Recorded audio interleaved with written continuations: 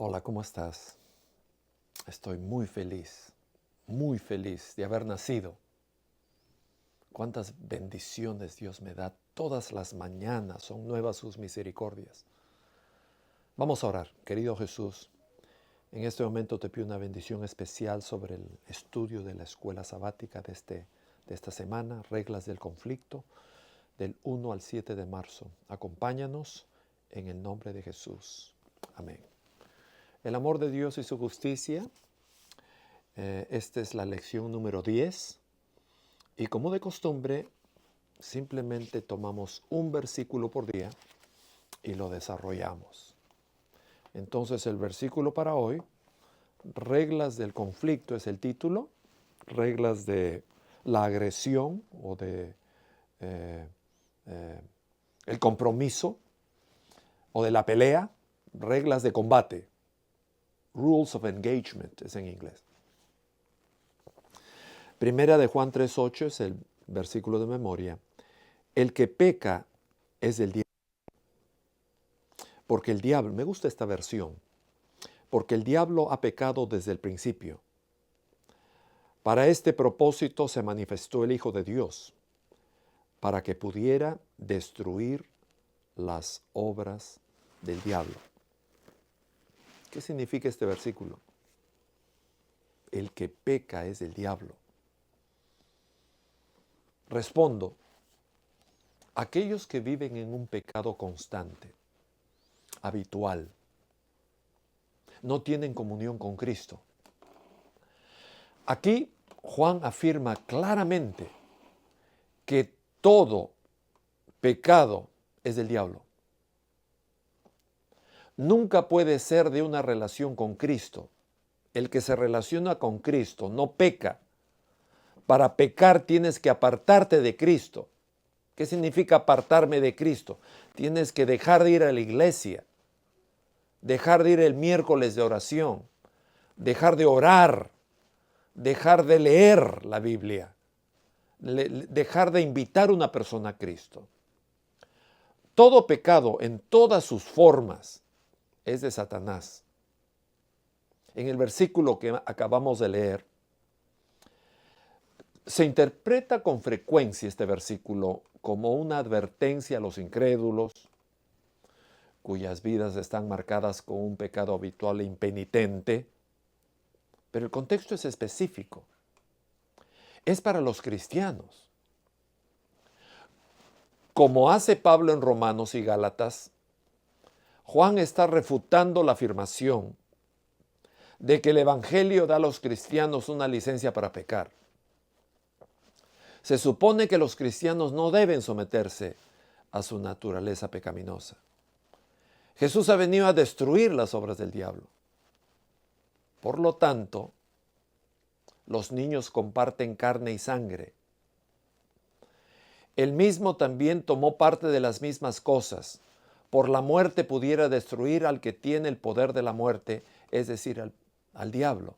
Y cuando Jesús se hizo hombre, quiso compartir con nosotros la misma carne, pero no la misma tendenciosidad para el pecado.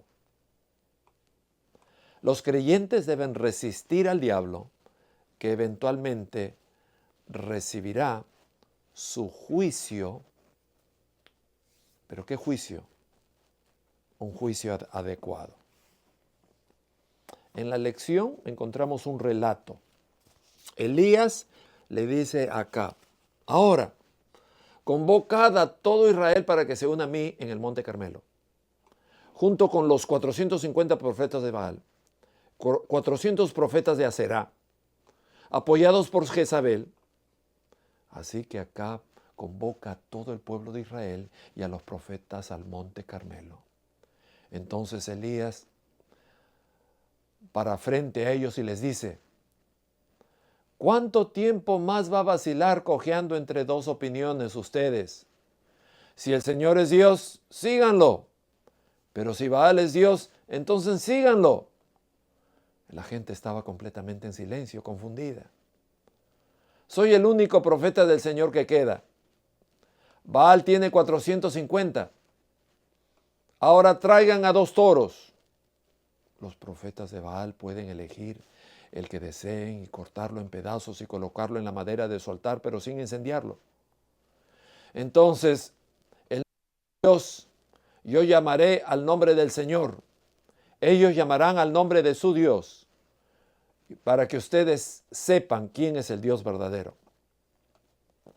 Ustedes, profetas de Baal, vayan primero, porque hay muchos que ustedes que eligen en uno de los toros.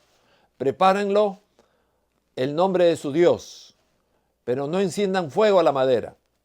Que el Dios vuestro traiga ese fuego. Así que prepararon uno de los toros y lo colocaron en el altar. Luego llaman al nombre de Baal. Oh Baal, respóndenos. Pero no pudo haber respuesta. Luego bailaron, cojearon alrededor del altar. Elías comienza a burlarse de ellos. Tienen que gritar más fuerte, porque seguramente es un Dios. No escucha. Tal vez está soñando despierto, o está roncando, o tal vez está de viaje, o está dormido. Necesitan despertarlo. Así que los sacerdotes gritan más fuerte y siguen su costumbre normal. Se cortan de cuchillos, se cortan con espadas hasta que la sangre brota. Están delirando hasta la tarde, hasta el momento del sacrificio de la noche, pero todavía no había sonido, no hay respuesta. Entonces Elías llama a la gente. Vengan aquí. Todos se apiñaron a su alrededor mientras prepara el altar del Señor que había sido derribado. Toma 12 piedras, una para representar a cada una de las tribus de Israel, y usa las piedras para reconstruir el altar en el nombre del Señor. Luego cava la zanja alrededor del altar, que es suficientemente grande como para contener 3 galones de agua. La madera en el altar, corta el toro con pedazos y colócala sobre la madera. Y rellenen 4 frascos grandes con agua y viertan el agua sobre la ofrenda y la madera. Haz lo mismo otra vez.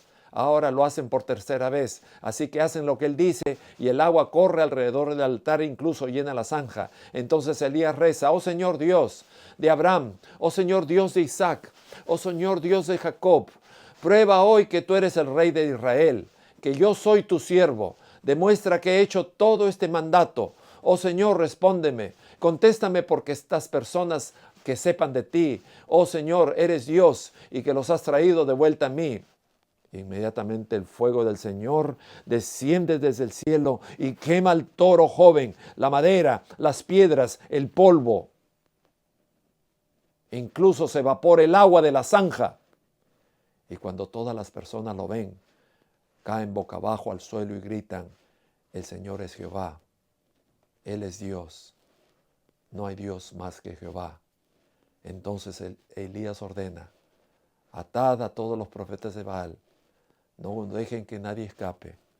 Así que la gente se apodera de ellos y Elías los lleva al valle y ahí los mata. Domingo, ángel retrasado. El texto: ¿cómo podría? Durante 3 semanas Gabriel luchó contra los poderes de la oscuridad, buscando contrarrestar las influencias en acción en la mente de Ciro. Todos los del cielo podían hacer un nombre del pueblo de Dios. Finalmente se obtuvo la victoria. Las fuerzas del enemigo se mantuvieron bajo control todos los días de Ciro y todos los días de su hijo Cambises. ¿Cómo podría ser un ángel enviado por Dios resistir 3 semanas? Siendo todopoderoso, Dios poseía el poder de responder a Daniel de inmediato.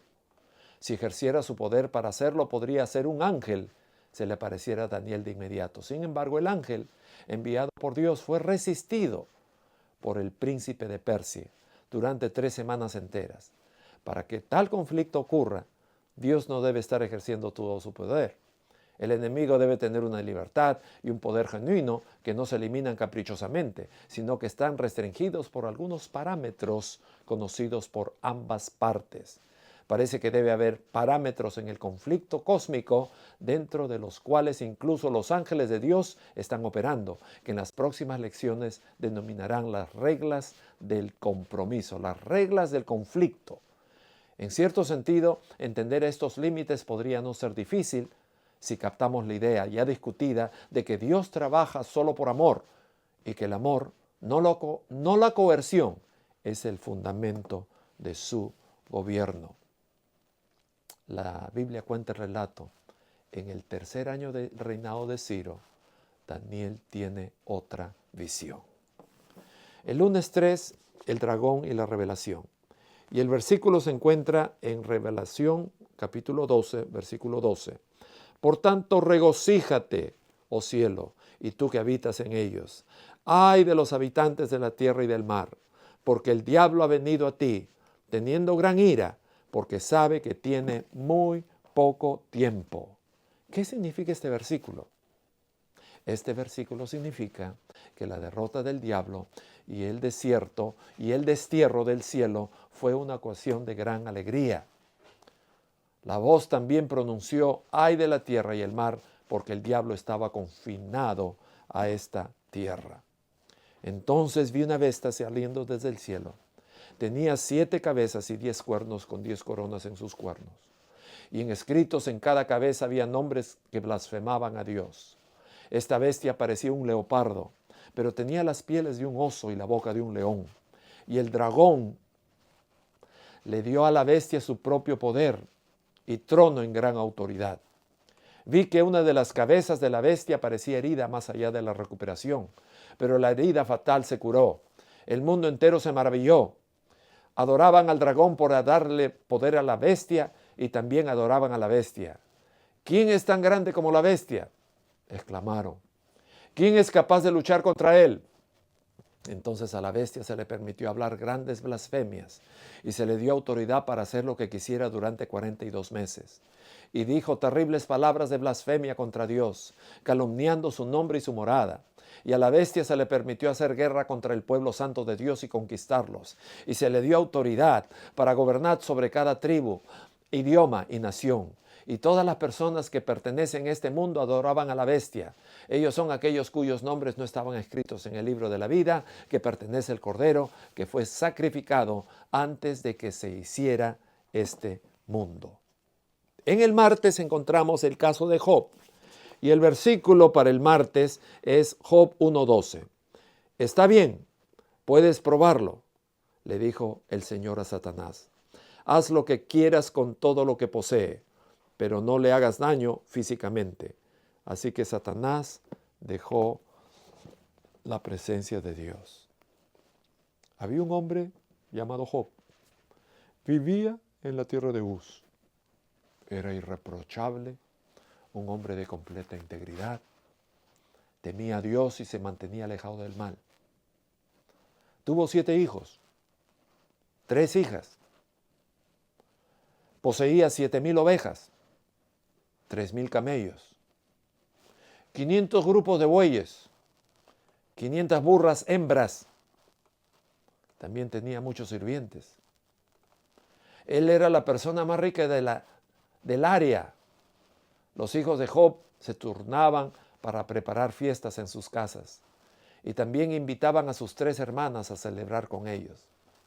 Cuando esta celebración terminaba, a veces después de varios días, Job purificaba a sus hijos. Se levantaba temprano por la mañana, ofrecía una gran ofrenda quemada por cada uno de ellos, porque Job decía: tal vez mis hijos han pecado, han maldecido a Dios en sus corazones. Esta era la práctica habitual de Job. Un día los miembros de la corte celestial vinieron a presentarse ante el Señor y Satanás. Y vino también el acusador. ¿De dónde has venido? El Señor le pregunta a Satanás. He estado patrullando la tierra, observando todo lo que está sucediendo. Entonces el Señor le pregunta a Satanás: ¿has notado a mi siervo Job? Él es el nombre de toda la tierra, irreprochable, hombre de completa integridad. Él teme a Dios y se mantiene alejado del mal. Satanás responde: sí, pero Job tiene buenas razones para tener eso. Tiene razones buenas para temer a Dios. Siempre has puesto un muro de protección alrededor de él. Su casa está protegida, su propiedad está bien rodeada por ángeles. Le has hecho prosperar en todo lo que hace. Mira lo rico que es. Alcanza y quita todo lo que tiene. Seguramente te maldecirá en tu cara. Está bien, puedes probarlo, le dijo el Señor a Satanás. Haz lo que quieras con todo lo que posee, pero no toques su salud. No le hagas daño físicamente. En otras palabras, no lo mates. Así que Satanás dejó la presencia del Señor. Miércoles 5 de marzo, el gobernante temporal de este mundo. Y el versículo Juan 12:31. Ahora es el juicio de este mundo. Ahora el principio de este mundo será excitado. El Nuevo Testamento establece un choque de reinos. Los reinos de la luz y los reinos de la oscuridad. Con la oscuridad viniendo de Satanás y su rebelión. Por parte de la misión de Cristo era derrotar el reino de Satanás. Para este propósito se manifestó el Hijo de Dios para que pudiera destruir las obras del diablo. Sin embargo, hay reglas que limitan lo que Dios puede hacer sin dejar de ser fiel a los principios detrás de su gobierno. Estos límites incluyen la concesión del libre albedrío a las criaturas y las reglas del pacto del compromiso, de las que no estamos al tanto, pero debemos tocar. Una anciana era bien conocida por la fe, por su audacia, y le gustaba hablar de ello. Ella se paraba al porche de su casa en la entrada y decía: alabado sea Dios, alabado sea el Señor. Pero al lado de ella había un ateo que se enfadaba. No hay Dios, no hay Señor. Pero ella todas las mañanas: alabado sea Dios, alabado sea el Señor. Él me da la salud, Él me da la vida, Él me da la comida. Pasaron 3 meses y ella empieza a tener problemas de salud. Abre la refrigeradora y no hay comida. Abre el almacén y no hay víveres, no hay frutas. Y empieza a pasar un gran hambre. Pero todas las mañanas sigue levantándose, abre la puerta del porche: alabado sea Dios, alabado sea el Señor. El Señor le dice, el vecino viene y le dice: no hay Dios, no hay Dios, no existe Dios. Así que a la mañana siguiente, al ver que estaba pasando necesidad, fue al mercado, compró compró comidas comestibles. Lo trae en una bolsa y lo pone delante de la puerta. Y la señora se levanta: alabado sea Dios, alabado sea el Señor. Y cuando abre los ojos ve comida, bolsas de víveres, bolsas de frutas y verduras. Y otra vez ora: alabado sea el Señor. Pero el ateo sale escondido detrás del matorral y le dice: señora, usted dice alabado sea Dios, pero el que le compró no fue Dios, fui yo. Aquí está el recibo. Ella otra vez ora y dice: alabado sea Dios, alabado sea el Señor. Me diste comida fresca, me diste frutas, y esta mañana la comida está acá. Alabado sea Dios. E hiciste que el enemigo, que el diablo, compre la comida. Vamos al día jueves, 6 de marzo. Límites y reglas. El versículo, Marcos 9:29. Y les dijo: esta especie no puede salir de nada, sino con ayuno y oración.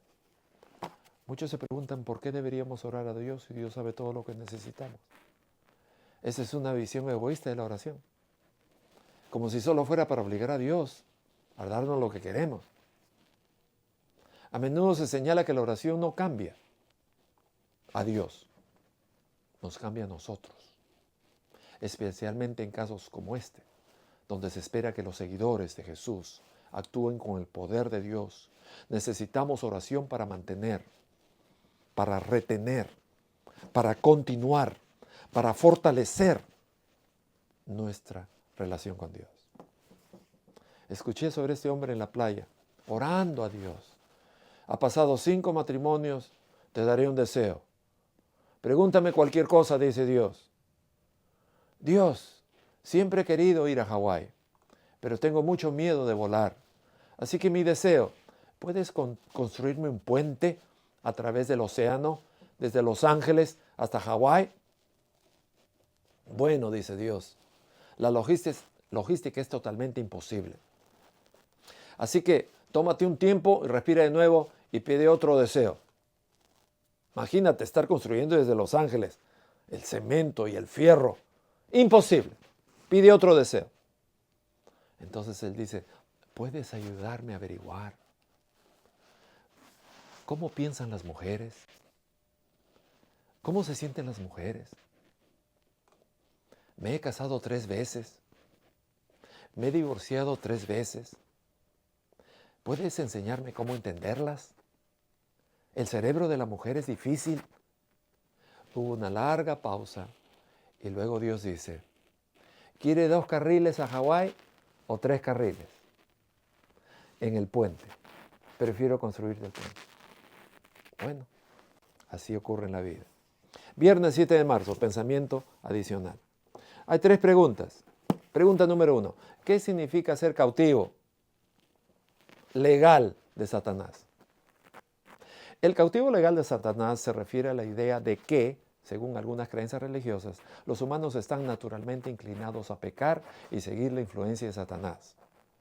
Pregunta número 2. ¿Por qué Dios lo concedería a Satanás alguna jurisdicción en el conflicto cósmico, aunque solo fuera temporal?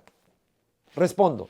Según las interpretaciones teológicas, Dios podría otorgarle a Satanás una jurisdicción limitada en el conflicto cósmico para permitir el libre albedrío humano y la oportunidad de que los individuos elijan el bien sobre el mal. Por eso.